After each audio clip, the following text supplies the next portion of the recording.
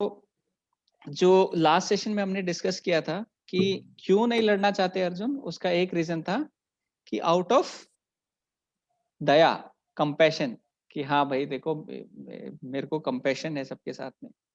तो वो हमने देखा था कौन से श्लोक में, श्लोका नंबर कोई बताएगा?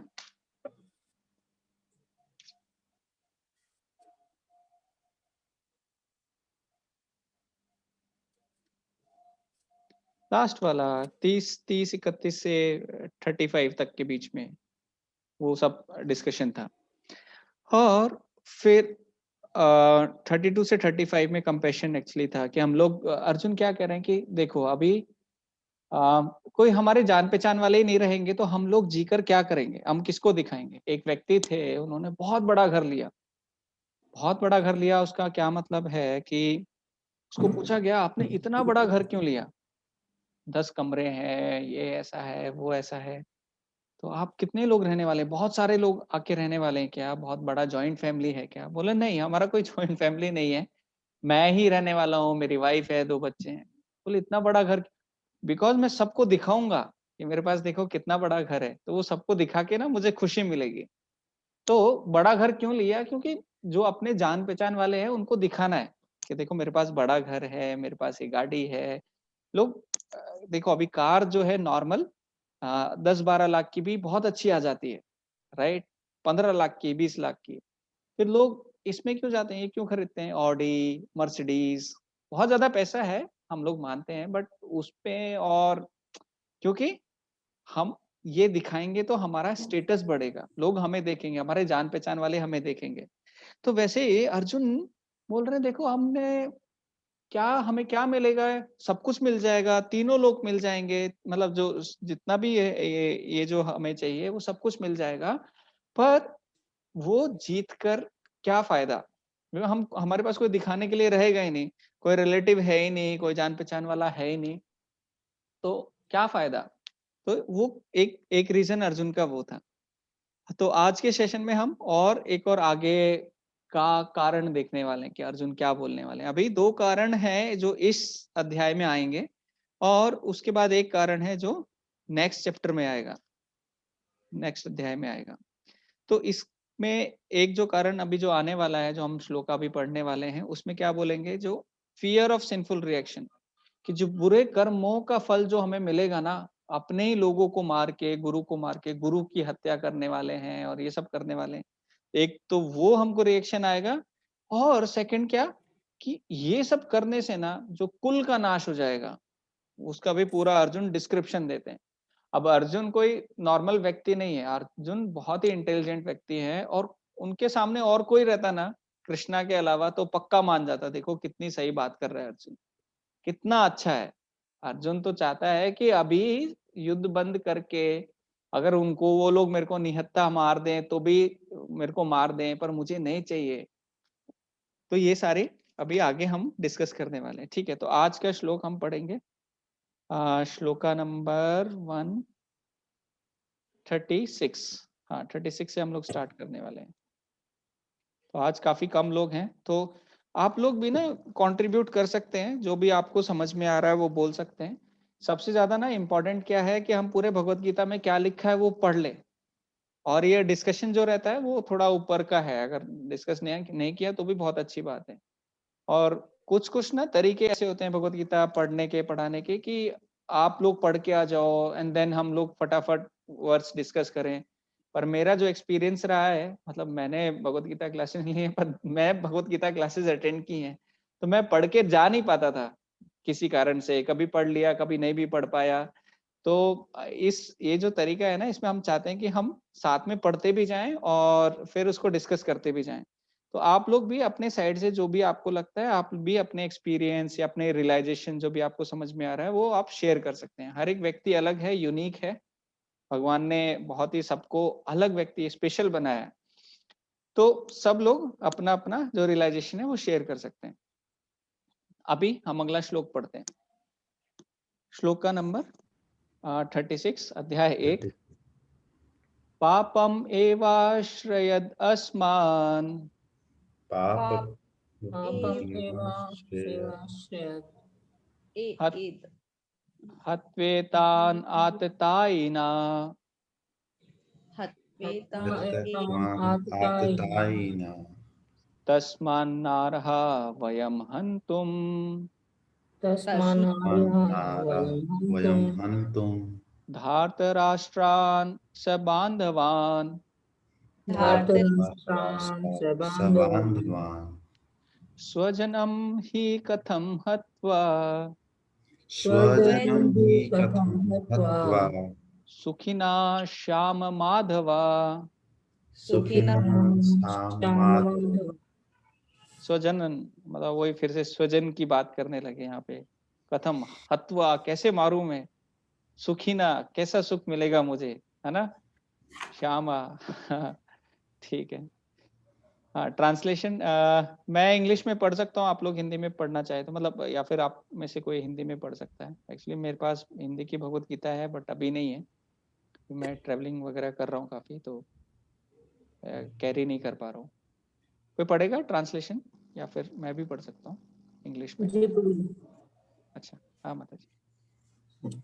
यदि हम ऐसे आतताइयों का वध करते हैं तो हम पर पाप चढ़ेगा। अतः यह उचित नहीं होगा कि हम धृतराष्ट्र के पुत्रों तथा उनके मित्रों का वध करें। हे लक्ष्मीपति कृष्ण, इससे हमें क्या लाभ होगा और अपने ही कुटुंबियों को मारकर हम किस प्रकार सुखी हो सकते हैं। वैदिक आदेशानुसार आतताई 6 प्रकार के होते हैं। 1 विष देने वाला, 2 घर में अग्नि लगाने वाला, 3 घातक हथियारों से आक्रमण करने वाला, 4 धन लूटने वाला, 5 दूसरे की भूमि हड़पने वाला तथा 6 पराई स्त्री का अपहरण करने वाला। ऐसे आतताइयों का तुरंत वध कर देना चाहिए क्योंकि इनके वध से कोई पाप नहीं लगता। आतताइयों का इस तरह वध करना किसी सामान्य व्यक्ति को शोभा दे सकता है, किंतु अर्जुन कोई सामान्य व्यक्ति नहीं है। वह स्वभाव से साधु है, अतः वह उनके साथ साधुवत व्यवहार करना चाहता था, किंतु इस प्रकार का व्यवहार क्षत्रिय के लिए उपयुक्त नहीं है। यद्यपि राज्य के प्रशासन के लिए उत्तरदायी व्यक्ति को साधु प्रकृति का होना चाहिए, किंतु उसे कायर नहीं होना चाहिए। उदाहरणार्थ भगवान राम इतने साधु थे कि आज भी लोग राम राज्य में रहना चाहते हैं, किंतु उन्होंने कभी कायरता प्रदर्शित नहीं की। रावण आतताई था क्योंकि वह राम की पत्नी सीता का अपहरण करके ले गया था, किंतु राम ने उसे ऐसा पाठ पढ़ाया जो विश्व इतिहास में बेजोड़ है। अर्जुन के प्रसंग में विशिष्ट प्रकार के आतताइयों से भेंट होती है। ये हैं उनके निजी पितामह, आचार्य, मित्र, पुत्र, पौत्र इत्यादि। इसलिए अर्जुन ने विचार किया कि उनके प्रति वह सामान्य आतताइयों जैसा कटु व्यवहार न करें। इसके अतिरिक्त साधु पुरुषों को तो क्षमा करने की सलाह दी जाती है। साधु पुरुषों के लिए ऐसे आदेश किसी राजनीतिक आपातकाल से अधिक महत्व रखते हैं। इसलिए अर्जुन ने विचार किया कि राजनीतिक कारणों से स्वजनों का वध करने की अपेक्षा धर्म तथा सदाचार की दृष्टि से उन्हें क्षमा कर देना श्रेयकर होगा। अतः क्षणिक शारीरिक सुख के लिए इस तरह वध करना लाभप्रद नहीं होगा। अंततः वह सारा राज्य तथा उससे प्राप्त सुख स्थायी नहीं है, तो फिर अपने स्वजनों को मारकर वह अपने ही जीवन तथा शाश्वत मुक्ति को संकट में क्यों डाले। अर्जुन द्वारा कृष्ण को माधव अथवा लक्ष्मीपति के रूप में संबोधित करना भी सार्थक है। वह लक्ष्मीपति कृष्ण को यह बताना चाह रहा था कि वे उसे ऐसा काम करने के लिए प्रेरित न करें जिससे अनिष्ट हो, किंतु कृष्ण कभी भी किसी का अनिष्ट नहीं चाहते, भक्तों का तो कदापि नहीं। हरे कृष्णा। तो बहुत ही अच्छा इसमें ना प्रभुपाद बहुत सारी चीजें हमें बता रहे हैं। तो सबसे ना अच्छा एक रीजन जो अर्जुन दे रहे हैं कि हमें नहीं मारना चाहिए क्योंकि पाप लगेगा। तो हमें ना पाप की क्या परिभाषा है वो भी समझनी चाहिए। पाप क्या है, पाप क्यों लगेगा, क्यों नहीं लगेगा। और इसमें 6 आतताइयों की भी बात की गई है कि आतताई कौन होते हैं, है ना। तो उनको मारने से पाप नहीं लगता। वो क्या, उन्होंने क्या किया है, क्या नहीं किया है। तो हमने जो हमारे जो बेसिक सेशन थे उसमें डिस्कशन किया था कि अलग अलग तरीके से हमने देखा था कि पाप कौन कर रहा है, कौन नहीं कर रहा है, किसके ऊपर इम्पैक्ट आएगा, किसके ऊपर नहीं आएगा। तो जैसे हमने देखा था कि एक बार अजमल कसब का एक उदाहरण देखा था, राइट। जो हमारे कर्मों का फल है वो हमको मिलने वाला ही है। अर्जुन बोल रहे हैं हम इनको मारेंगे तो हमको कर्मों का फल मिलेगा, और फल क्या होगा, वो पाप होगा। अरे कोई अच्छी चीज करे, अच्छी चीज के लिए किसी को मारा जाए, उसका जो रिजल्ट आएगा वो कुछ अच्छा हो, तो मारना भी चाहिए। अब यहाँ पे जो रिजल्ट जो आ रहा है, हमें क्या लगने वाला है? पाप लगने वाला है। हम भगवान आप मुझसे पाप क्यों करवा रहे हो? अर्जुन ऐसा बोल रहे हैं। अरे भगवान बोल रहे हैं लड़ने के लिए, भगवान तुम्हारे साथ में खड़े हैं, भगवान लक्ष्मीपति हैं। लक्ष्मीपति जब यहाँ पे बोला गया है तो लक्ष्मी का मतलब क्या? सारा भाग्य आपके साथ में है ना? और भाग्य आपके साथ में है तो अभाग्य कैसे हो सकता है? अभाग्य मतलब जो ये पाप की आप बात कर रहे हैं अर्जुन, वो कैसे हो सकता है? एक इनडायरेक्ट इसमें ऐसा वो आ रहा है। तो जो अजमल कसब का हमने देखा था कि उसने ताज होटल पे 150 लोगों को मार दिया था, उसने और कुछ आतंकवादियों ने मिलके, और पुलिस ने हमारी सिर्फ उसको पकड़ा और उसको पकड़ के और सब जेल में डाल दिया, उसके ऊपर केस चला, और केस के बाद फाइनल जब उसका आया कि इसको फांसी दे दो, है ना, और उसको फांसी देके उसको मार दिया गया। बट क्या ये बराबरी का एक रिएक्शन था? बोला नहीं, ये बराबरी का रिएक्शन नहीं था। क्यों? क्योंकि उसने 150 को मारा, हमारी सरकार ने 1 को मारा। पर अर्जुन इसकी बात नहीं कर रहे हैं। अर्जुन बोले पाप आएगा। पाप आएगा मतलब अगर आज अजमल कसब ने 150 लोगों को मारा है तो जो हमारी प्रकृति के नियम है वो उसको 150 बार जन्म देगी और 150 बार मारेगी। फिर नहीं बोल सकते अरे मैंने ये नहीं किया था, मेरे साथ ऐसा क्यों हो रहा है, ये चीजें मेरे साथ गलत क्यों हो रही हैं, है ना? तो तब कोई व्यक्ति ऐसे नहीं बोल सकता कि अरे ये क्यों हो रहा है। तो ऐसे ही जब हम भक्ति में आते हैं, इन सब चीजों को समझते हैं कि कर्म का फल मिलता है, पाप मिल आता है, ये करेंगे तो अच्छा फल मिलेगा, ये करेंगे तो पाप मिलेगा। तो चौथे अध्याय में और जो अलग अलग तरह के जो कर्म है उसके ऊपर आएंगे, कर्म निष्कर्म वो सारे चीजें हम चौथे अध्याय में देखेंगे डिटेल में। पर यहाँ पे पाप लगने की जब बात कर रहे हैं अर्जुन, तो वो बोल रहे हैं कि वो अर्जुन बहुत इंटेलिजेंट है और गुरु की हत्या का पाप लगने वाला है और स्वजनों की हत्या का पाप लगने वाला है, भगवान ये पाप मुझसे मत कराओ। तो एक और जो कर्म के फल की ना, एक भागवतम में भी एक बहुत अच्छा श्लोक आता है। उसमें क्या बोलते हैं, जैसे अगर 10 लाख गाय भी एक साथ में खड़ी हुई है ना, तो बछड़ा क्या करता है, वो भाग के घूम फिर के घूमता फिरता फिरता फिरता कहाँ पहुंचेगा? वो वहीं पे जाके पहुंचेगा जहां पे उसकी माँ है।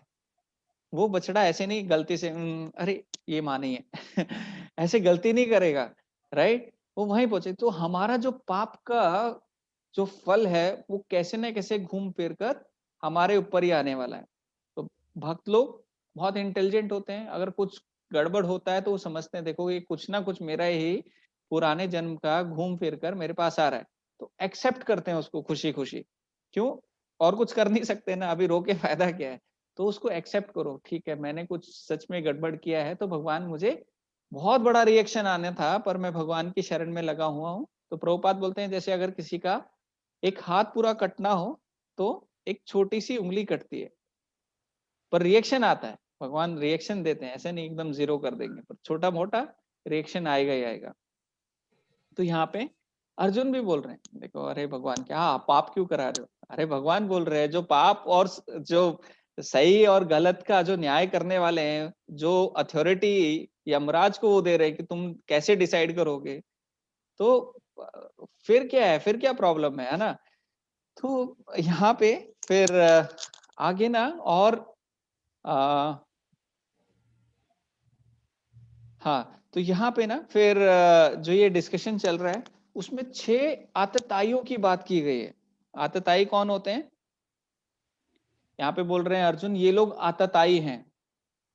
आतताईना हत्वेतान आतताईना, तो हत्वा बाय किलिंग ऑल दीज आतताइन अग्रेसर्स, तो इंग्लिश में एग्रेसर्स बोलते हैं। तो 6 तरह के लोग होते हैं जिनको अगर आप शास्त्रों के अनुसार मारोगे तो आपको उसका रिएक्शन नहीं मिलेगा। तो वो 6 तरह के लोग कौन कौन से बताएं? कोई बताएगा क्या? पढ़ के ही बता सकते हैं। विष देने वाला। विष देने वाला, तो वो विष देने वाले कैसे हैं सामने वाले? एक्चुअली 2-4 बार ना अलग अलग इंसिडेंट हुए थे जब उन्होंने ना पांडवों को विष देके मारने की कोशिश की थी। एक तो भीम के साथ ही हुआ था। भीम जब हाँ, वो छोटे तो थे तो पानी में दुर्योधन को पता था कि हाँ, कि भाई ये सबसे ज्यादा स्ट्रांग है, इससे मैं नहीं लड़ पाऊंगा, ये मेरे को कभी भी पीट देता है। तो उसको सोचा चलो इसको विष दे के मारेंगे, उसको विष दिया और फिर भी शाम तक उसको कुछ हुआ ही नहीं भीम को। बोला अरे ये क्या है, भीम को विष भी डाइजेस्ट कर गया क्या? फिर शाम को थोड़ा उसको नींद आई, और नींद आई तो उन्होंने क्या किया, उठाया, और पानी में उठाया डाल नहीं, दिया। एक्चुअली रोल करके, उसको उठा भी नहीं पा रहे थे, उसको ऐसे लुढ़का लुढ़का के गंगा में फेंक दिया। और गंगा में थोड़ा सा कुछ एक मिस्टिकल जो रहता है वैसा कुछ हुआ, और वो सीधा नागलोक में पहुंचे। और जो इतना सारा जो विष उसको पिलाया गया था, नागलोक में पहुंच के फिर सांपों ने उसको काटा। तो जो सांपों ने काटा वो भगवान की कृपा से उसी विष की दवाई थी। जैसे आप देखोगे, मैं असम में था, तो असम में ना बहुत बारिश होती है, बहुत ऐसा रहता है, और उधर बहुत ना ये सांप वाप बहुत घूमते हैं। एक बार बचपन में था, मैं सामने ऐसे जा रहा था वॉक करके, तो देखा एक मेंढक ऐसे कूदता हुआ जा रहा है, बहुत ऊपर ऊपर ऊपर ऐसे ना कूदता हुआ जा रहा है। मैं देखा अरे क्यों जा रहा है, और पीछे देखा तो उसके पीछे सांप ऐसा बड़ा सा मुंह खोल के ऐसे ऐसे भाग रहा है। अरे और उसके पहले मैंने देखा था बहुत जगह ना ऐसे, जो सांप की काटने की दवाई ऐसे रखी रहती थी बहुत सारी जगह, मेरे को समझ में नहीं आया। मैंने देखा अरे इतने बड़े बड़े सांप यहाँ पे ऐसे घूम रहे हैं, तो 2-3 बार देखा तो मैं समझ गया। पर जो सांप की जो मारने के बाद वाली जो दवाई रहती है वो क्या रहती है, वो भी विषी रहती है एक टाइप से, राइट, जो उसको काउंटरएक्ट करती है, जो उसका विष को ये करते। तो भीम को भी वो सांपों ने काटा, तो सांपों के काटने से क्या हुआ, वो दवाई उस विष की बन गई। तो भगवान की कृपा देखो, भगवान ने भीम को वहां पे भी बचाया। और सांपों के काटने के बाद सांप घबरा गया, अरे क्या व्यक्ति है, इसको ये पहले बेहोश सा था, हमने काटा तो जिंदा हो गया। यहाँ पे उल्टा होता था, आज तक हम मनुष्य को काट देते थे, वो तो ऐसा मर जाता था कि कभी उठता ही नहीं था। ये कौन आ गया? तो वो घबरा गए, वो भाग के वासुकी के पास गए, उन्होंने बताया, अरे वो सब समझ गया, अरे ये कोई नॉर्मल व्यक्ति नहीं है। फिर उनको एक स्पेशल पावरफुल एक ड्रिंक पिलाई गई, भीम ने वो ड्रिंक पी, और लोग ना धीरे धीरे सिप करके पीते थे, क्योंकि वो बहुत स्ट्रांग रहती थी। भीम एक साथ में पूरा पी गए, और फिर से थोड़ा सा ऐसे सोए, और फिर उठे तो इतनी 10,000 हाथियों की शक्ति उनके अंदर आ गई। तो एक बार वहां पे विष पिलाया, वहां पे फिर बाद में भीम आए वापस, तो वहां पे भी युधिष्ठिर को पता चल गई कि देखो इन्होंने मेरे भाई को विष दिया।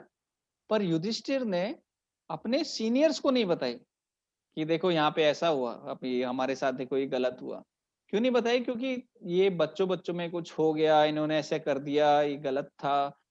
तो बड़े लोग हमसे दुश्मनी ना हो जाए, बड़े लोगों में दुश्मनी ना हो जाए, तो वो सोच के युधिष्ठिर ने तब भी नहीं बताया।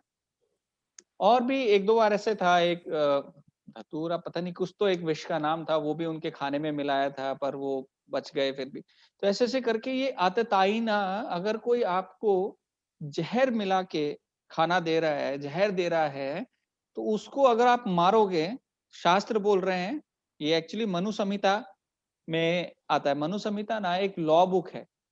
जैसे इस दुनिया में अभी आप कुछ करोगे तो उसके लिए एक कानून है ना, कि कानून में ये लिखा है कि आपने अगर किसी को मारा तो दफा फलाना फलाना के हिसाब से आपको ये होगी। पिक्चरों में देखा ना, तो ये ये सजा दी जाएगी, आपने ऐसा क्या, चोरी की तो ये, डकैती की तो ये। तो वैसे ही इस दुनिया के जो कानून है वो हमारी सरकार के हैं, और जो इस इस दुनिया के बाहर के जो कानून है, प्रकृति के और भगवान के जो कानून है, वो हमें दिए किस में है, मनु संहिता करके किताब में। तो मनु संहिता का ये जो श्लोक है उसके अंदर ये 6 अत्यताई। तो मनु संहिता क्या बोलती है, अगर आप मार दोगे ऐसे व्यक्ति को तो आपको ये नहीं मिलेगा रिएक्शन।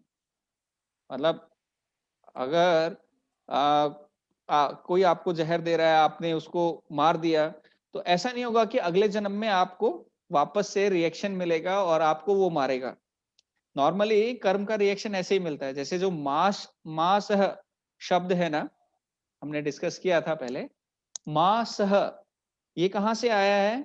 ये व्यक्ति पहले बोलते थे देखो मुझे ना मांस खाना है, मुझे ना ये बकरी को खाना है या बकरे को खाना है, और ऐसे करके ये तो शास्त्रों ने उसके लिए भी एक विधि बताई थी। ठीक है, देखो आप खा सकते हो, कब खा सकते हो? आप ऐसा करो, अमावस्या के दिन एक काली मंदिर जाओ, वहां पे जाके इस जो बकरे को आप बलि दो। अच्छा ठीक है। और काली को साक्षी बना के इस बकरे के कान में क्या बोलो, माँ सह सह माम, कि मैं इस जन्म में काली के सामने आपको मार के खा रहा हूं, अगले जन्म में काली साक्षी है, आप मुझे मार के खा सकते हो। तो वहां से मांस, जो लोग बोलते हैं ना मांस खा रहा हूं, तो महासह वो संस्कृत वर्ड है एक्चुअली, तो वो वहां से आया है। तो जब ये चीजें डिस्कस हो रही थी, मतलब तो शास्त्र भी क्यों बता रहे हैं ऐसा डिफिकल्ट, ताकि शास्त्र बोल रहे हैं अरे क्यों खाना चाहते हो, आप छोड़ दो, अभी क्या 1 महीने में आप इंतजार करोगे अमावस्या का, फिर खाओगे, फिर आपको पता है उसका फल का रिएक्शन आपके ऊपर ही आना है, तो क्यों खाना है ना। तो शास्त्र भी हमें डिस्करेज कर रहे हैं कि आपको ये चीज नहीं खानी चाहिए। हाँ, तो इस पॉइंट पे क्यों आए थे हम। हाँ, आततायिना, तो रिएक्शन मिलता है, आपने अभी मारा तो आपको अगले जन्म में उसके थ्रू मरना पड़ेगा। पर यहाँ पे आततायिना की डेफिनेशन में बता रहे हैं कि देखो, अगर आपने इसको मारा तो अगले जन्म में इसका रिएक्शन नहीं आएगा, ये आपको नहीं मार सकता, क्योंकि ये आपको विष दे के अभी मारना चाहता है। तो पहला हो गया, जो विष हमें दे वो होता है आतताई। ठीक है, दूसरा क्या होता है, घर में अग्नि लगाने वाला। घर में आग लगा दे, आपके घर में कोई आग लगा दे तो उसको भी आप मार सकते हो, है ना। तो घर में तो वैसे बिना आग लगाए भी लोग आग लगा देते हैं। उनकी बात नहीं कर रहे हैं यहाँ पे। शास्त्रों में उसकी बात करें जो सच में आग आग लगा रहा है, उसको आप मार सकते हो, इसका गलत आप ये मत निकालना। और वैसे आपको मारने की किसी को जरूरत नहीं है, बस ये शास्त्रों में बताया गया है, इसका रिएक्शन नहीं आएगा इसलिए हम बता रहे हैं। तो क्योंकि आजकल का खाना भी एकदम जहर जैसा ही हो गया, वो पेस्टिसाइड इतना मिल के आता है, इतना सब कुछ आता है, तो आप बोलोगे देखो ये सब्जी वाला मुझे पेस्टिसाइड खिला रहा है सब्जी में। पेस्टिसाइड जहर होता है और जहर मुझे मारेगा, अब मैं इस सब्जी वाले को मार दूंगा। तो ऐसा मत बोलना, देखो हम भगवत गीता में ऐसा सब सिखाया जा रहा है, ये सिर्फ इंफॉर्मेशन के लिए है ना। अभी लुधियाना और पंजाब में एक जगह से एक ट्रेन जाती है अजमेर, वो लोकल ट्रेन है, तो उसका ना निक नेम मतलब ऐसे बोला जाता है उसको, कैंसर एक्सप्रेस। मतलब वो एरिया में वो लोग इतना पेस्टिसाइड यूज करते हैं, इतना ये केमिकल डालते हैं कि लोगों को इतना ज्यादा कैंसर होता है कि ट्रेन में ट्रीटमेंट कराने के लिए आधे से ज्यादा लोग जो ट्रेवल कर रहे होते हैं वो सब कैंसर का ट्रीटमेंट कराने जा रहे होते हैं। तो ये एक है, चलो वो जहर खिला रहे, तो हम फिर से थोड़ा सा भटक गए। तो ये नहीं कह रहे कि भाई सच में कोई आपको सब्जी वाला पेस्टिसाइड वाली सब्जी दे रहा है, ऑर्गेनिक नहीं दे रहा तो उसको मार दो, या फिर कोई हमारे घर में बातों से आग लगा रहा है तो उसको मार दो, तो वो चीजें नहीं है। तो इसमें सबसे इंपॉर्टेंट चीज क्या है कि भाई कोई सच में आग लगा रहा है, वहां पे उसको आप मार सकते हो, उसका आपको अगले जन्म में रिएक्शन नहीं मिलेगा। और ये कैसे किया था इन्होंने भी कुछ किया था, पांडवों ने, मैंने पांडवों नहीं कौरवों ने, लक्ष्य लक्षग्रह, राइट राइट राइट। तो इनको प्लानिंग करके पूरा भेजा गया था, सब लोग, दुर्योधन बहुत टेंशन में था, अभी देखो इनको कैसे तो मारना है, और पूरा प्लानिंग चल रहे थे। तो उनको बोला देखो धृतराष्ट्र आप बताओ इनको, आप इनको भेजो वहां पे, और पूरा घर भी उसका लाख का बनाया था और ऐसे जलने वाला। तो विदुर ने आके पूरा इंफॉर्मेशन उनको दे दिया था, उन्होंने जलाया, वो अंदर उन्होंने पहले ही गुफा बना ली थी, घर जला, नीचे से निकल के बाहर भाग गए, उनको लगा सब मर गए। एक्चुअली उनको पांच छह शरीर भी मिले थे, पर वो किन के थे, जो जलाने आए थे उन्हीं के थे, वो खुद जल गए थे, इतना ज्यादा वो जल्दी जलने वाला था। तो ऐसा कुछ था उसमें। तो उनको लगा पांडव मर गए, वो खुश हो रहे थे, पर वो बच गए थे। तो यहाँ पे उसको भी शास्त्र बोल रहे हैं कि उसको भी मारने का आपको कोई रिएक्शन मिलने वाला नहीं है। तीसरा कौन है, घातक हथियार से आक्रमण करने वाला। हाँ, घातक हथियार से अगर कोई आपके ऊपर आक्रमण कर रहा है, ये तो हमारी जो गवर्नमेंट है वो भी बहुत क्लियरली हमें बताती है कि ठीक है, सेल्फ डिफेंस में हमने ऐसे किया, है ना। तो सेल्फ डिफेंस में आप अपने आप को बचाने के चक्कर में अगर कोई आपके ऊपर चाकू से मार रहा है तो आप उसको मारोगे, तो ये सरकार भी आपको नहीं मारेगी और जो गवर्नमेंट की सरकार है वो भी नहीं मारेगी। तो ये आतताई की तीसरी कैटेगरी है। और कौरवों ने भी बहुत सारा ऐसा किया था कि भाई हाँ देखो, उनको बार बार अटैक किए थे, बार बार उनको ऐसे वैसे मारने की कोशिश की गई थी। और युद्ध में भी अभी वो यही पूरे प्लान से आए हैं कि इनको कैसे हम लोग मार दें। ठीक है, उसके बाद धन लूटने वाला। धन लूटने वाला। तो यहाँ पे एक्चुअली धन डायरेक्टली नहीं लूटा उन्होंने, पर पूरी चीटिंग करके लूटा था। जैसे हमने बात की थी ना कि जो ये जो गेम था जो पासे वाला, वो इन दोनों के बीच में था, दुर्योधन और युधिष्ठिर के बीच में। वह पासा कौन फेंक रहा था? शकुनी फेंक रहा था, और ये सब चीजें हो रही थी। शकुनी ने पूरा प्लान बनाया था। अब क्षत्रियों को दो चीज के लिए अगर आप बुलाओगे तो वो कभी मना नहीं कर सकते। कौन सी दो चीजें? एक तो लड़ाई के लिए और दूसरा जुआ खेलने के लिए। तो ये क्षत्रियों के इसमें था रूल बुक में, आपको जुए के लिए बुलाया तो फिर आपको जाना ही है। तो उन्होंने जुए से चीटिंग करके उनको सब कुछ लूट लिया था और बिल्कुल भी देने के लिए रेडी नहीं थे वापस। ठीक है, उसके बाद में पांचवा कौन है? दूसरे की भूमि हड़पने दूसरे वाला। की भूमि हड़पने वाला। हाँ, भूमि भी हड़प ली थी और अपने कोई कजन को ऐसे ही दे देगा। अगर आपके पास इतनी सारी चीजें हैं ऐसे ही दे देगा, पर इतनी ज्यादा ईर्ष्या थी कि उन्होंने 5 गांव भी देने के लिए वो लोग राजी नहीं थे।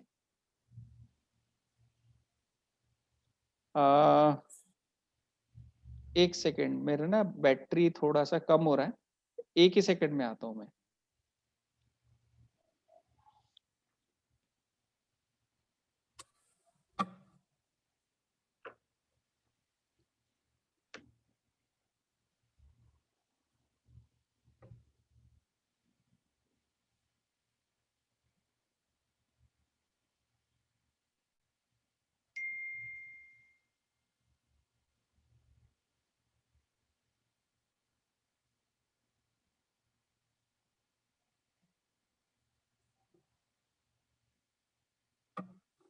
हाँ, हरे कृष्णा। ठीक है, तो भूमि हड़प ली। और आखिरी वाला क्या है? पराई स्त्री का अपहरण करने वाला।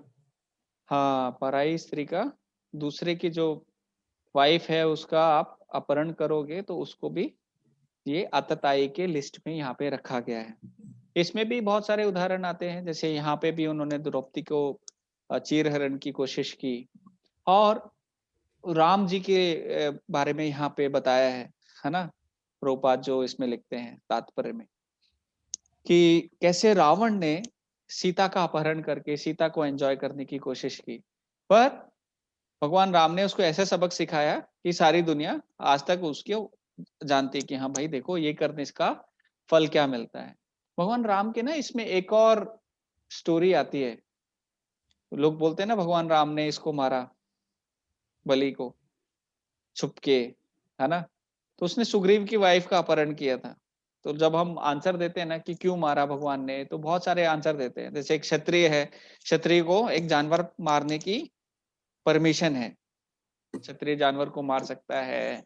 और फिर एक आतताई था, वो आतताई क्यों था? उसने सुग्रीव की वाइफ का अपहरण कर लिया था, उसको मार सकते हैं। ऐसे ऐसे करके बहुत सारे हम लोग रीजंस बताते हैं कि भगवान राम का बलि को मारना क्यों जस्टिफाई है। तो उसका एक ये रीजन है कि आतताई था वो।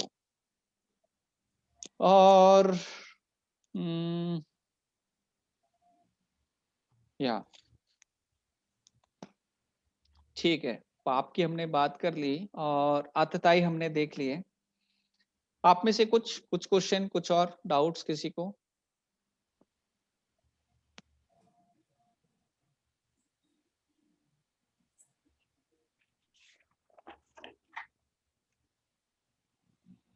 ठीक है, तो यहाँ पे जो आतताइयों के साथ में है वो सब लोग भी आतताई ही कहलाएंगे। जो पाप का साथ दे रहा है वो सब भी पापी ही कहलाएंगे, भले ही उन्होंने सबने ये सब पाप नहीं किया हो।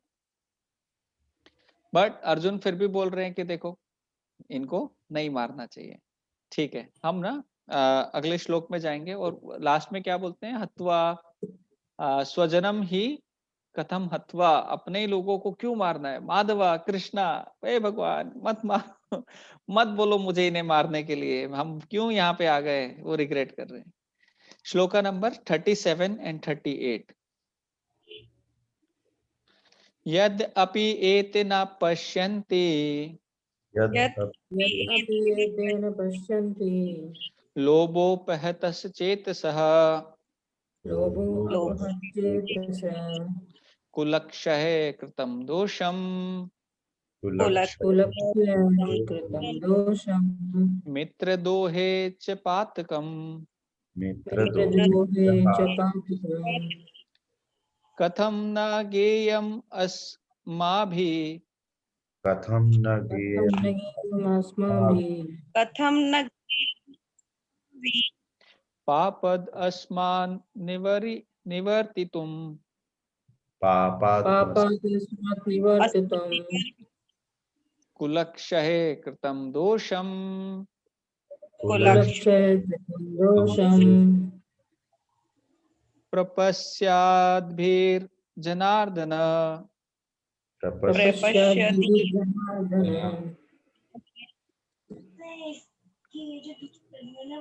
हरे कृष्णा। कोई पढ़ेगा? जी प्रभु। हे जनार्दन, यद्यपि लोभ से अभिभूत चित्त वाले ये लोग अपने परिवार को मारने या अपने मित्रों से द्रोह करने में कोई दोष नहीं देखते, किंतु हम लोग जो परिवार के विनष्ट करने में अपराध देख सकते हैं, ऐसे पाप कर्मों में क्यों प्रवृत्त हों।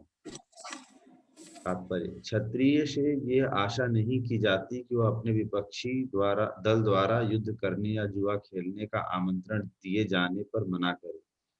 ऐसी अनिवार्यता में अर्जुन लड़ने से नकार नहीं सकता, क्योंकि उसको दुर्योधन के दल ने ललकारा था। इस प्रसंग में अर्जुन ने विचार किया कि हो सकता है कि दूसरा पक्ष इस ललकार के परिणामों के प्रति अनभिज्ञ हो, किंतु अर्जुन को तो दुष्परिणाम दिखाई पड़ रहे थे, अतः वह इस ललकार को स्वीकार नहीं कर सकता। यदि परिणाम अच्छा हो तो कर्तव्य वस्तुतः पालनीय है, किंतु यदि परिणाम विपरीत हो तो हम उसके लिए बाध्य नहीं होते। इन पक्ष विपक्षों पर विचार करके अर्जुन ने युद्ध न करने का निश्चय किया। हाँ देखो, अभी आप देखोगे, किसी को पूछोगे, अगर आप भगवत गीता नॉर्मल वे में पढ़ोगे तो आप लोग बोलोगे देखो अर्जुन कितना अच्छा है, कितना सही बातें कर रहे हैं ना, ऐसा नहीं करना चाहिए हमें।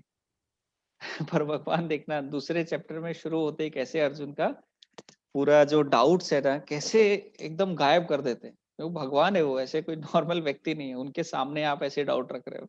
नॉर्मल व्यक्ति तो कोई भी मान जाता है इनको। तो यहाँ पे एक जो शब्द यहाँ पे बोले पहत चेतसः, लोभो मतलब जो ग्रीड है, हिंदी में क्या दिया है यहाँ पे, लोभ का मतलब, वैसे तो लोभ ही होता है,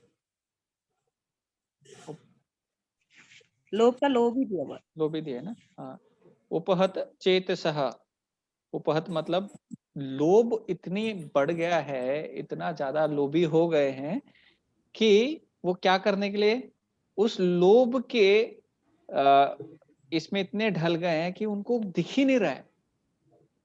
क्या नहीं दिख रहा है?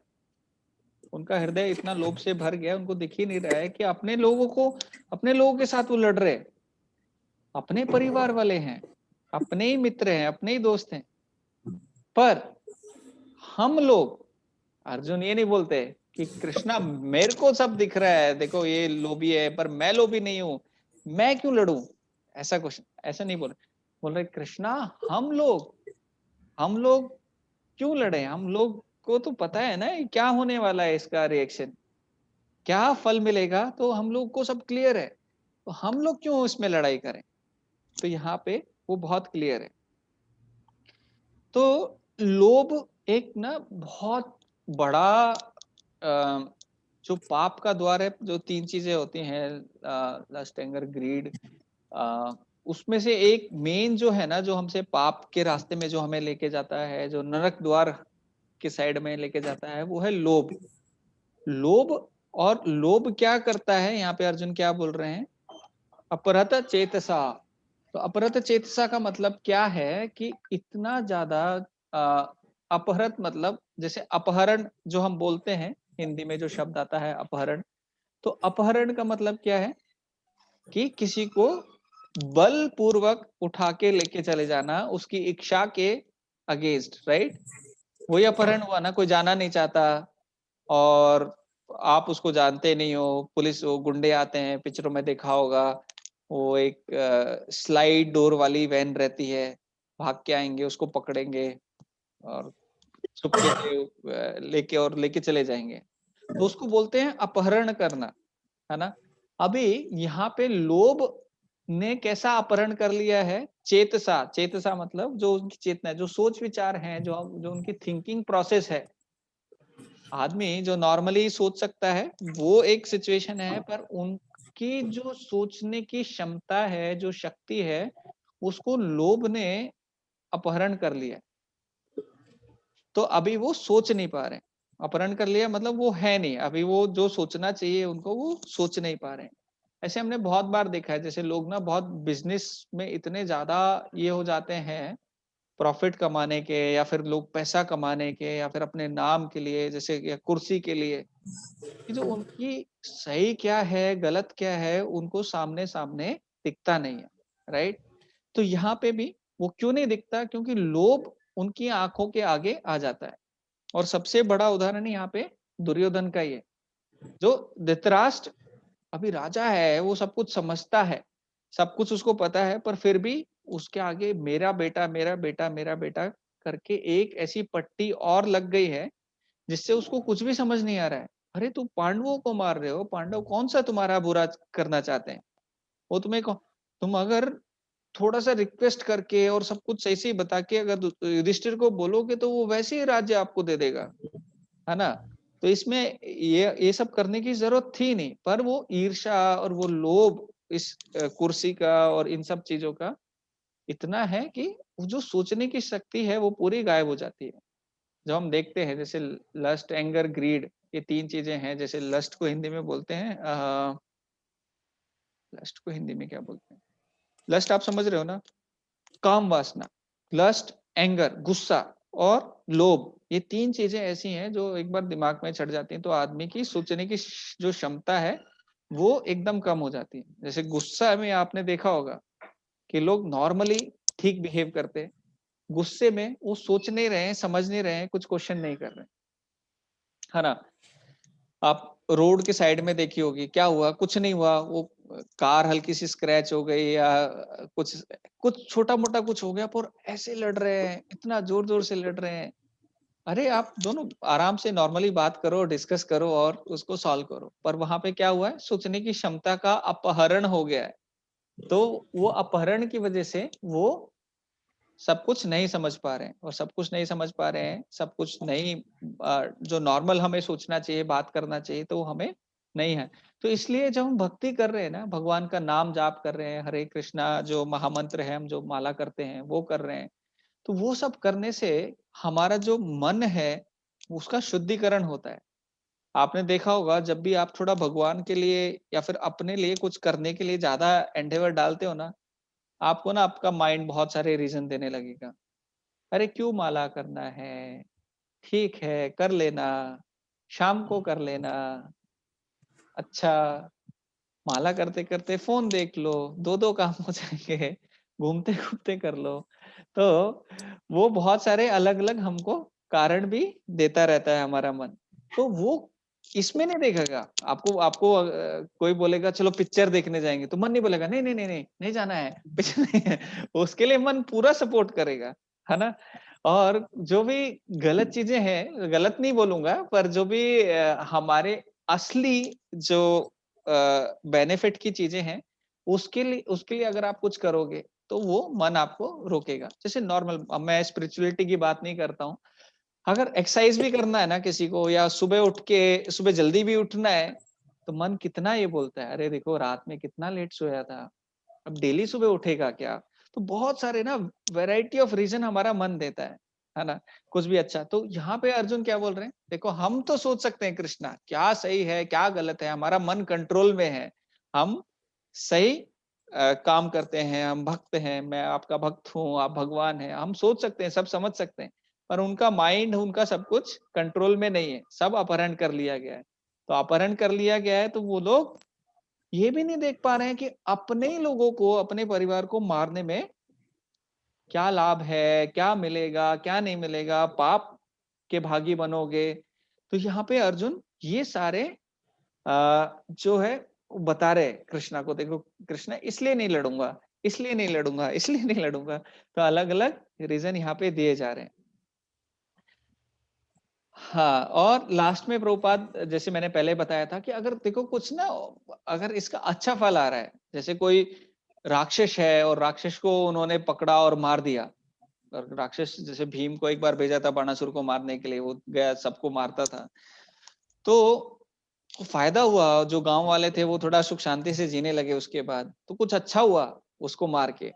वो यहाँ पे बोल रहे हैं देखो इनको मार देंगे तो फिर कुछ अच्छा होने वाला नहीं है, अपने ही सारे लोग मर जाएंगे, तो नहीं मारना चाहिए, आउटकम अच्छा नहीं है। तो ये सब ना तोल मोल कर रहे हैं अर्जुन कि क्या करना चाहिए क्या नहीं करना चाहिए। अभी अगले सेशन में वो एक और ये बताने वाले हैं हमको, जो इस चैप्टर का जो लास्ट रीजन है ना, कि भगवान अगर हम ये कर रहे हैं ना, क्या कर रहे हैं, इनको मार रहे हैं, तो एक और बहुत बड़ा हानि होने वाला है।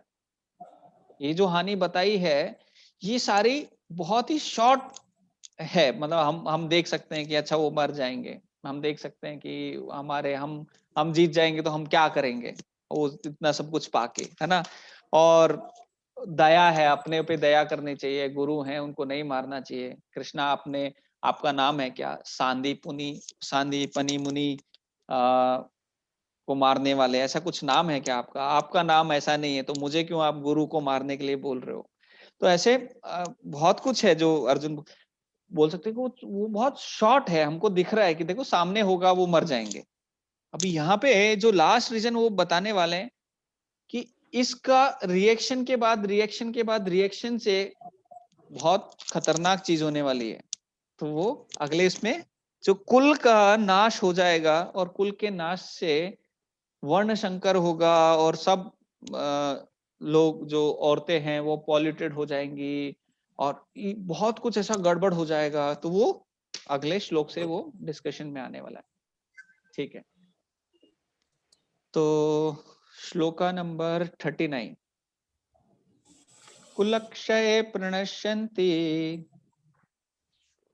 कुलक्षये कुलक्षये प्रणश्यन्ति कुलधर्मा सनातनः कुलधर्मा धर्मा सनातन सनातनः धर्मे नष्टे कुलं कृत्स्नम् धर्मे धर्मस्ते कुलं कृत्स्नम् अधर्मो अभिभावतः। अधर्मो अधर्मो अभिभावत्युत। हरे कृष्णा।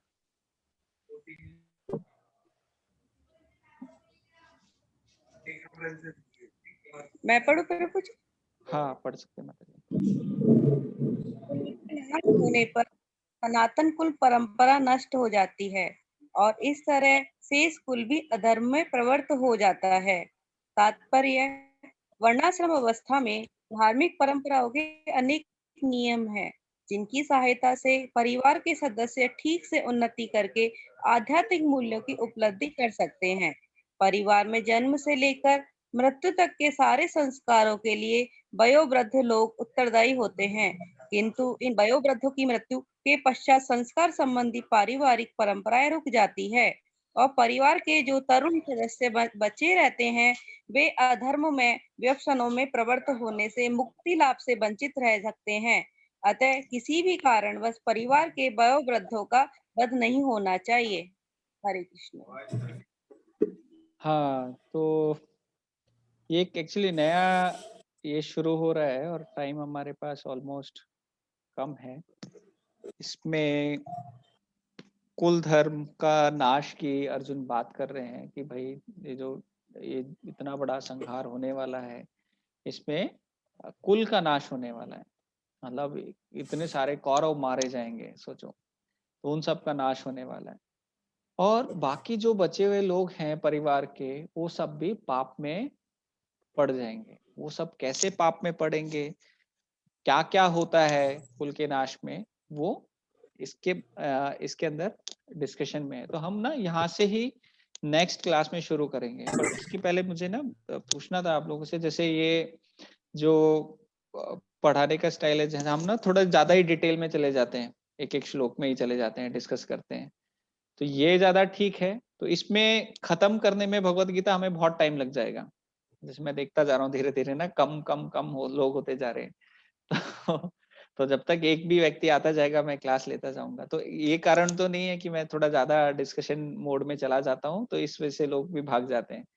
देखो कुछ ज्यादा ही हो रहा है, या फिर हम लोग फास्ट भी थोड़ा जा सकते हैं।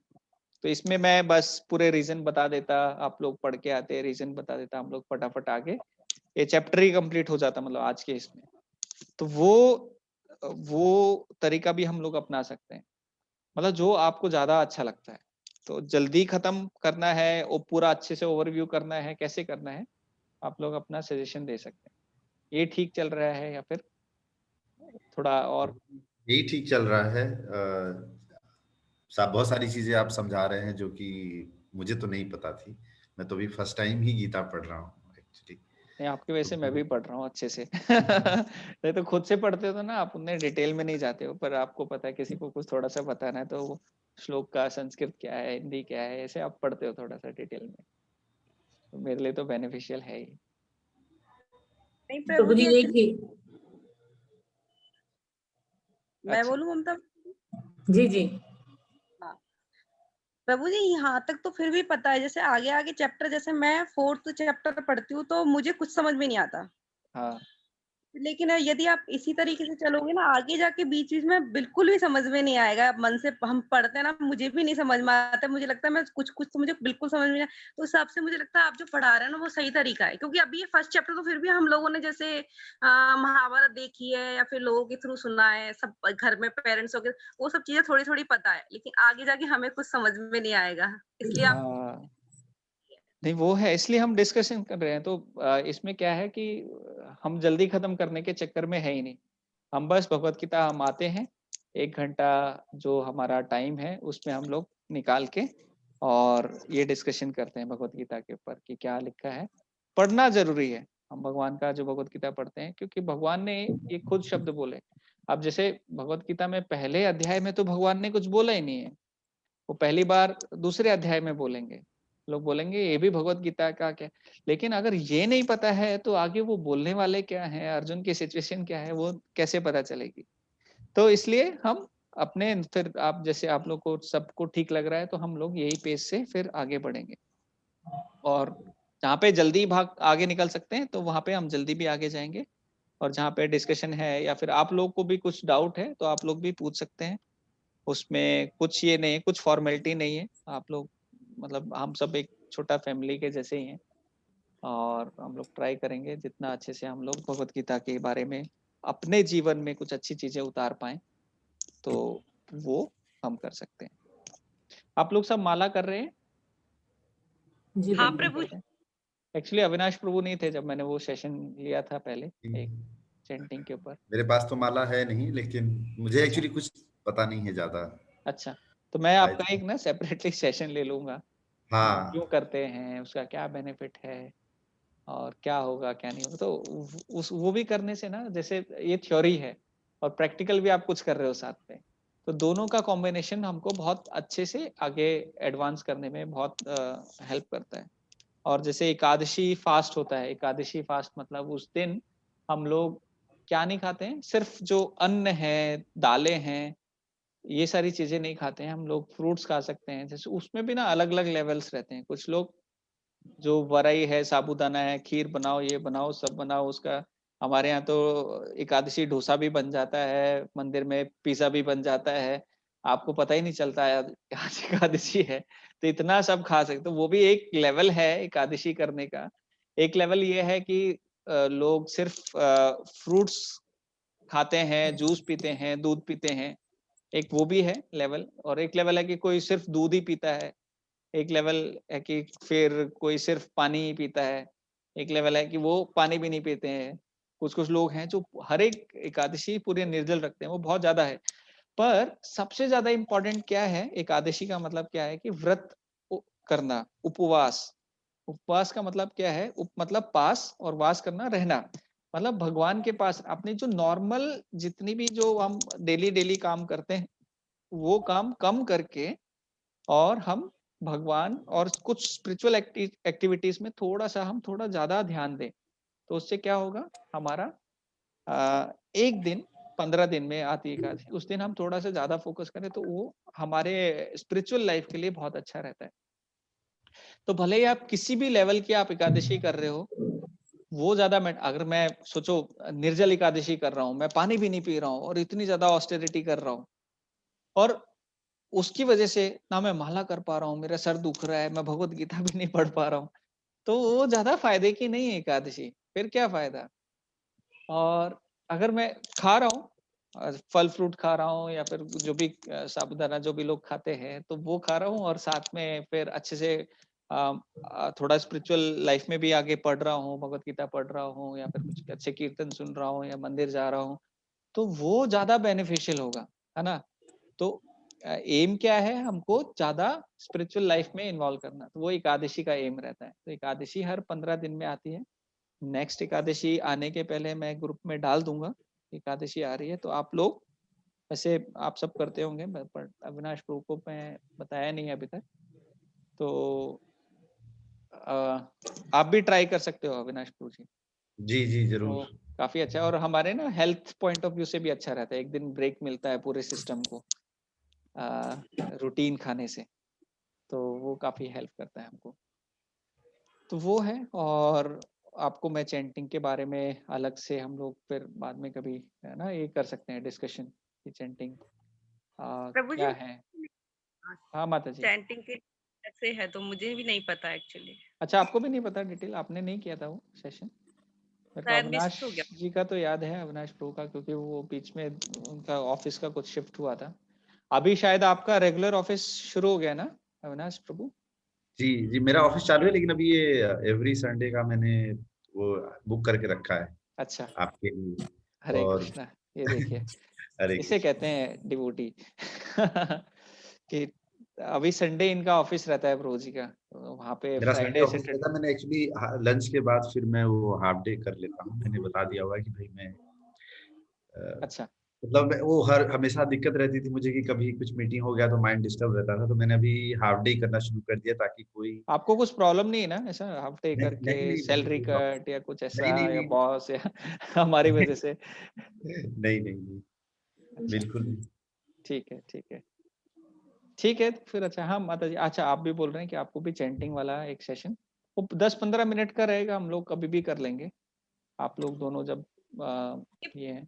आप डाल देना जैसे रहेगा, मैं ओके ठीक है या फिर माता हम जी। लोग अपना टाइम बता, हाँ तो आपको जो फिर देना किसी मैं। भी दिन ऑलमोस्ट यही टाइम पे शाम को हम लोग कर लेंगे। मे बी फिर हम फ्राइडे को करते हैं तो अविनाश जी का छुट्टी रहेगा। हाँ फ्राइडे सैटरडे संडे कभी भी कर सकते। हाँ फ्राइडे फिर हम ना ऐसा डिस्कशन करते हैं, एक छोटा सा 15 मिनट का कॉल रखेंगे, तो चैंटिंग कैसे करते हैं, उसके बेनिफिट क्या है, क्यों करना है क्यों नहीं करना है, तो एक छोटा सा सेशन हम लोग करते हैं, हम उस पे ऊपर करते हैं। ठीक है। और आप में से किसी को कुछ डाउट, कुछ क्वेश्चंस आज के ऊपर या आज तक पहले चैप्टर पे?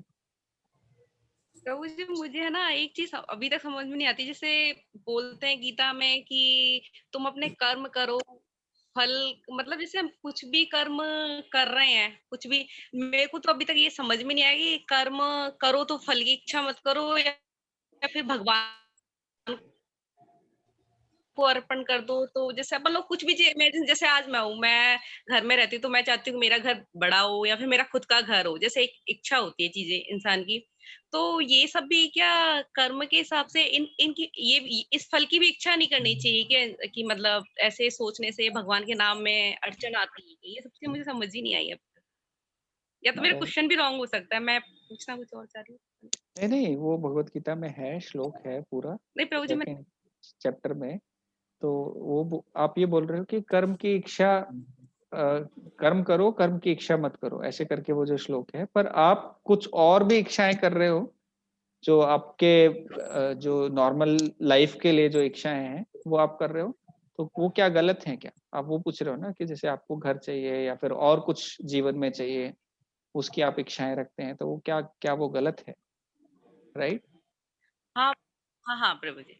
हाँ, तो वो माता जी एक्चुअली गलत और सही आ, एक भगवत गीता के से मापदंड से देखेंगे ना कि भगवत गीता हमें क्या बता रही है, क्या करना चाहिए। तो कृष्णा भी एक पर्सन है ना? जैसे आप मुझसे बात कर रही हो, आप जो बोल रहे हो मैं समझ रहा हूँ, तो मैं समझ रहा हूँ उसका क्या मतलब है कि आपने कुछ बताया, मैं समझ, अच्छा ठीक है, इच्छा करते हैं, घर चाहिए, ओके ठीक है, इट्स ओके, भगवान की भक्ति कर रहे हैं तब तक और ये कर रहे हैं तो ठीक है, घर भी अच्छा होना चाहिए, उसमें क्या गड़बड़ है, कुछ गलत नहीं है ना? तो जैसे मैं उस चीज को समझ रहा हूँ, तो भक्ति में सबसे स्वीट बात क्या है कि भगवान भी उस चीज को बहुत अच्छे से समझ रहे हैं नहीं कि मेरा। प्रभु जी, जैसे नहीं नहीं, इसी के साथ ही जैसे हम लोग अब जैसे हम लोग सुनते हैं कि आध्यात्मिक संस्कार में मतलब ये भौतिक स्पिरिचुअल से स्पिरिचुअल वर्ल्ड में जाना है हमें, जैसे आध्यात्मिक संसार में जाना है, हम यहाँ पे रह रहे हैं। तो वो सब चीज भी जैसे अपन अपने ना भौतिक सुख के लिए चीजों में जा रहे हैं, उससे हम आध्यात्मिक सुख के लिए भी हटते हैं। आध्यात्मिक सुख, हमें आध्यात्मिकता के बारे में सोचना है कि जब हम भगवान की भक्ति इसलिए करते हैं बिकॉज ऑफ कि ना हम लोग इस संसार में ना बने। हम्म। तो जो हम इस संसार की चीजों के प्रति अट्रैक्ट होना, जैसे हमें ये चाहिए, ये तो मैंने जस्ट एन एग्जांपल रखा कि हमें घर चाहिए, कुछ भी चीज और भी चीजें, किसी के पास छोटी गाड़ी है तो उसको बड़ी गाड़ी चाहिए, जैसे तो ये सारी चीजों की इच्छा हमें आध्यात्मिक मतलब उसमें बांधा पड़ने के लिए ही है ना ये चीजें। मतलब मेरा यहाँ पे भी ये भी क्वेश्चन है एक्चुअली। तो इन चीजों हाँ, तो एक्चुअली की क्या है, अपन उम्मीद भी ना करें, नहीं करें। नहीं ऐसा है माता जी, देखो आपका ना क्वेश्चन ठीक है। आ, इसका ना देखो, भक्ति हम क्यों कर रहे हैं? हम भगवान को प्रसन्न करने के लिए कर रहे हैं कि भगवान हमसे खुश हो, है ना? भगवान हमसे खुश होंगे तो भगवान का ही सब कुछ है। और जितनी भी चीजें जो सुंदरता है, जो धन है, जो शक्ति है, जो और भी 6 चीजें हमने जो डिस्कस की थी पहले, जो भगवान के पास पूरी मात्रा में हमेशा रहती हैं, है ना? तो वो भगवान के पास है। अगर हम इस दुनिया में किसी चीज से अट्रैक्ट हो रहे हैं, तो वो अट्रैक्शन भी भगवान से आ रहा है। वो चीज के पास में जो अट्रैक्शन है वो भी भगवान से ही आ रहा है, राइट? जैसे एक बार क्या हुआ, प्रभुपाद अपने ना शिष्यों के साथ में थे। अभी अमेरिका में नया नया मूवमेंट शुरू हुआ था, भक्त ऐसे सब एयरपोर्ट के ऊपर प्रभुपाद के साथ में थे, और वहां से एक एयर होस्टेस जा रही थी, टक टक टक टक ऐसे करती हुई। और एक भक्त नए नए थे, शेव किया था, पूरा ब्रह्मचारी जैसे थे, और वो ऐसे देख रहे हो एयर होस्टेस को। ऐसे देखते देखते देखते देखते देखते वो निकल गए, और फिर देखा कि अरे प्रभुपाद मुझे देख रहे हैं। बहुत ऐसे हो गए, अरे अरे हम ब्रह्मचारी है, हमको ऐसे कैसे करना चाहिए यार। तो प्रभुपाद ने उनको ऐसे नहीं कि डांटा कि भाई ब्रह्मचारी हो, क्या कर रहे हो, ऐसा नहीं। प्रभुपाद ने बोला, देखो सुंदर है ना? बोले हाँ। वो क्या बोले, हाँ ना क्या बोले? प्रभुपाद ने, देखो इसको बनाने वाला कितना सुंदर होगा। तो हमको क्या समझना है कि हमें जो भगवान के प्रति प्रेम डेवलप करना है। कैसे डेवलप होगा? जब हम चैंटिंग अच्छे से करेंगे, जब हम भगवत गीता पढ़ेंगे, भगवान हमें क्यों बता रहे हैं, हमारे बेनिफिट का ये सब चीजें कैसे हैं। जैसे हमने आज डिस्कशन किया कि गुस्सा है, गुस्से में हम लोग अपना सब कुछ भूल जाते हैं। तो क्या वो सही है? क्योंकि उस गुस्से में क्या हो रहा है, हमारी चेतना का अपहरण हो रहा है। लोभ में क्या हो रहा है, हमारी चेतना का अपहरण हो रहा है। और काम वासना, किसी का बहुत ज्यादा कामुक है, उसमें क्या हो रहा है, उसकी चेतना का अपहरण हो रहा है। नहीं तो आदमी ऐसे क्यों रेप किए जा रहे हैं, उनको पता है इतनी सजा मिलती है, इतनी सजा मिलती है, क्यों भाग भाग के इतने सारे रेप होते रहते हैं, ये सब होता रहता है। क्योंकि सोचना समझना वो बुद्धि चली गई है, वो अब समझ नहीं पा रहा है। तो जैसे आज के सेशन में तो हमें समझ में आता है कि भाई ये चीजें गलत हैं और ये हमें नहीं करनी है। तो इस दुनिया की जो गलत चीजें हैं वो धीरे धीरे निकलती जाएंगी, और जैसे जैसे हमारा भगवान से लगाव बढ़ता जाएगा, वो हमको सब ठीक है। फिर हमारी इच्छा थी कि चाहिए बड़ा घर होना चाहिए, बड़े, हाँ, तो हम ये बोल सकते हैं, हे कृष्णा, हे भगवान, अगर आपकी इच्छा है तो आप मुझे बड़ा घर दिला दो। तो हमारा जो मांगने का तरीका है, और एक लेवल होता है, भक्त बोलते हैं भगवान जो आप दोगे उसमें हम खुश रहेंगे। तो अलग अलग लेवल है, हमें चाहिए पर आप जो दोगे उसमें हम खुश रहेंगे। और एक पूरे निर्भर रहते हैं, जैसे ब्रह्मचारी हैं, उनको बोल दिया जाता है कि भैया आप आश्रम ज्वाइन कर रहे हो, अपने बैंक अकाउंट बंद कर दो, आप ये सब कर दो, उसके बाद ही आप ब्रह्मचारी आश्रम ज्वाइन करोगे। तो उसका मतलब क्या है, वो जॉब छोड़ दिए हैं, वो सब कुछ ये कर दिए हैं कि अभी अगले 20 साल 30 साल कभी भी कुछ भी हो सकता है। इस्कॉन में एक किसी व्यक्ति ने कुछ गड़बड़ कर दिया तो सारा इस्कॉन बदनाम, और सब कुछ ये है ना, एक दो व्यक्ति करता है गड़बड़ और उससे सब लोग ये हो जाते हैं।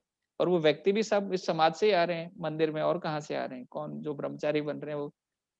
तो सब कुछ गड़बड़ हो सकता है, तो आपको सोचना चाहिए, आप ब्रह्मचारी बन रहे हो तो अगर कल को फिर आपको कुछ ना जॉब मिलेगी ना कुछ और होगा क्या, पर नहीं, वो पूरा भगवान पे निर्भर है। तो उनको पता है नहीं, भगवान हमारी रक्षा करेगा, हमको अगर जंगल में रहना पड़ेगा तो रहेंगे, पर भगवान हमारी सहायता करेगा।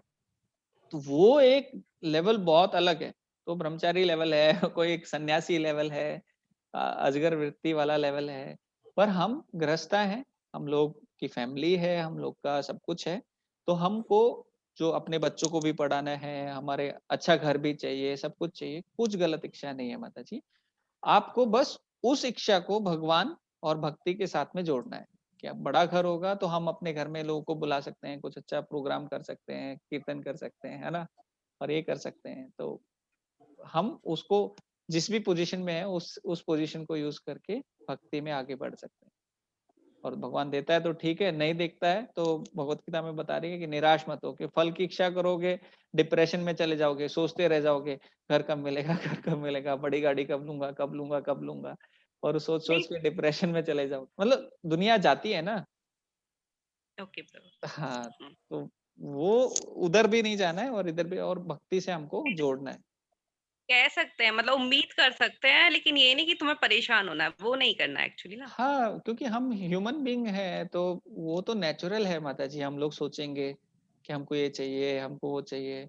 हम कोई ऐसे सन्यासी तो नहीं है। अभी देखो भगवत गीता कोर्स खत्म हो गया, आप सबको अपना घर बार छोड़ के कल हम सबको हिमालय की तरफ प्रस्थान करना है।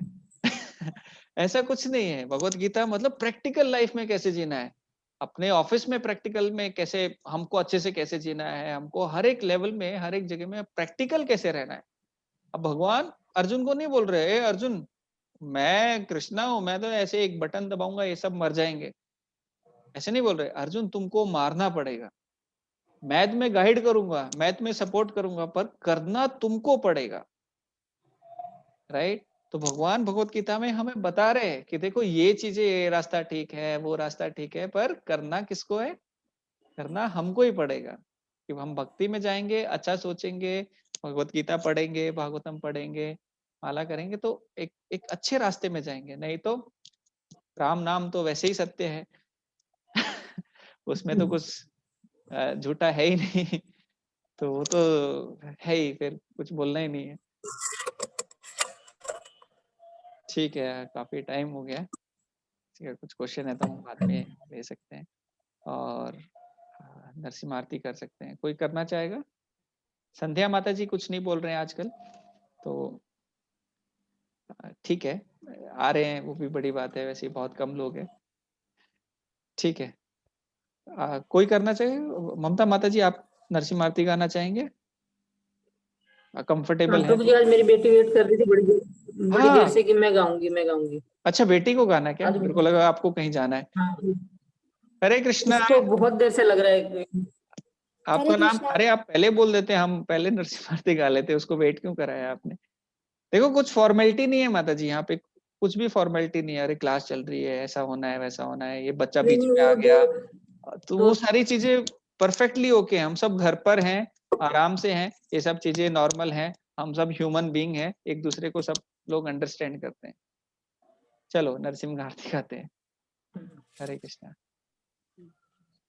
नमस्ते नरसिंहाय, नमस्ते नरसिम्हाय, प्रह्लाददायिने, प्रह्लाददायिने,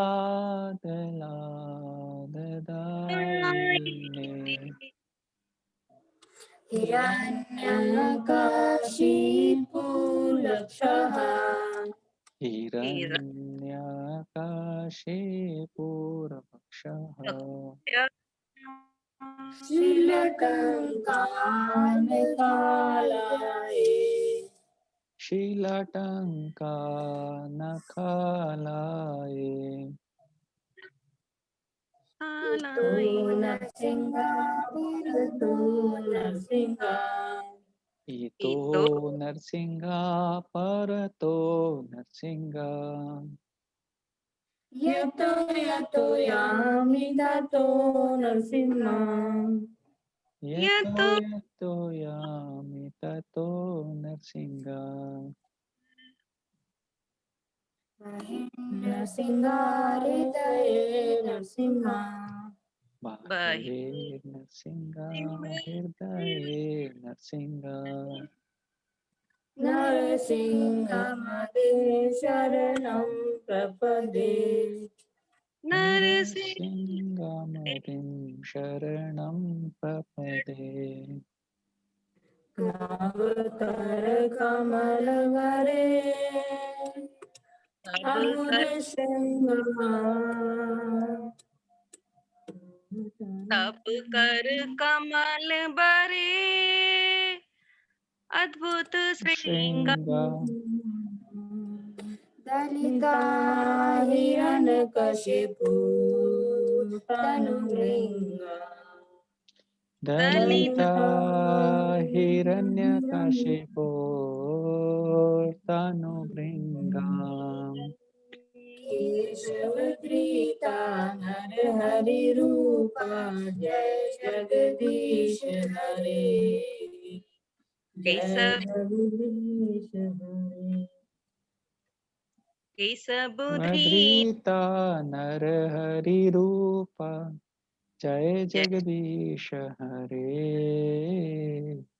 जय जगदीश हरे, जय जगदीश हरे। जय नरसिंहदेव नरसिंहदेव नरसिंहदेव, जय नरसिंहदेव, जय नरसिंहदेव नरसिंहदेव, नरसिंहदेव जय नरसिंहदेव, जय प्रहलाद महाराज प्रहलाद महाराज प्रहलाद महाराज, जय प्रहलाद महाराज, जय प्रहलाद महाराज प्रहलाद महाराज, प्रहलाद महाराज जय प्रहलाद महाराज, प्रभुपाद प्रभुपाद प्रभुपाद, जय प्रभुपाद, जय जय प्रभुपाद प्रभुपाद प्रभुपाद, जय जय प्रभुपाद, जय। वेरी गुड बेटा, आपका नाम क्या है? संस्कृति, संस्कृति, वेरी गुड, बहुत अच्छे संस्कार भी है संस्कृति के पास। कौन से क्लास में है बेटा? फिफ्थ, फिफ्थ में क्या? Very good very good, very nice. मैं पुणे आऊंगा तो आपसे मिलूंगा। हरे कृष्णा। कल गौड़ लीला प्रभु का बर्थडे था तो बच्चों ने स्किट भी किया था। अच्छा, वेरी नाइस माता जी। हरे कृष्णा। प्रहलाद महाराज और नरसिंह भगवान का। अच्छा अच्छा, सेम, वेरी गुड। ठीक है, हम लोग यहाँ पे स्टॉप